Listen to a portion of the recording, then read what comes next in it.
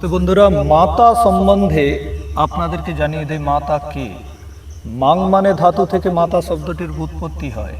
যিনি তার সন্তানকে মান্য করে তোলে, গড়ে তোলে, তাকেই মা বলে।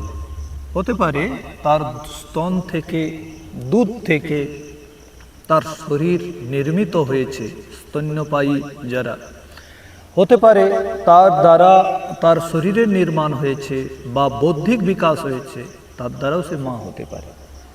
আপনি জানবেন মহর্ষি দয়ানন্দ সরস্বতী সত্যার্থ প্রকাশের দ্বিতীয় সমুল্লাসে লিখেছেন মা সম্বন্ধে, প্রশস্তা ধার্মিকী বিদুষী মাতা বিদ্যতে ইয়স্য স মাতৃমান। মাতৃমান কে? যার প্রশস্তা ধার্মিক কি বিদুষী মা আছে, যে ধার্মিক হবে, বিদুষীও হবে, সে সব শিক্ষা দিয়ে সন্তানকে একদম সুশোভিত করবে, সেই হচ্ছে মা। আপনি জানবেন যে মাতা নির্মাতা ভবতীতি, সম্ভবত এটা শতপথ ব্রাহ্মণ গ্রন্থের বচন, যে নির্মাণ করে সে হচ্ছে মা। ধাত্রীমা আমাদের ঘরে হয়, কেউ জন্মদাতা মা হয় জননী। দেখবেন প্রতিটি শব্দ একটি বিশেষ অর্থকে নিয়েই গড়ে ওঠে। জন্ম দিলে হয় জননী, নির্মাণ করলে হয় মা। ঠিক তেমনি গাভীর দুগ্ধ থেকে আমাদের শরীর নির্মাণ হয় বলে গাভীকে আমরা মা বলি, মনে রাখবেন। আর অনেকে বলে তাহলে ষাঁড়গুলোকে কি বলবেন, বলদগুলোকে পিতা বলবেন? না, বলা যাবে না, তাকেও মা বলতে হবে।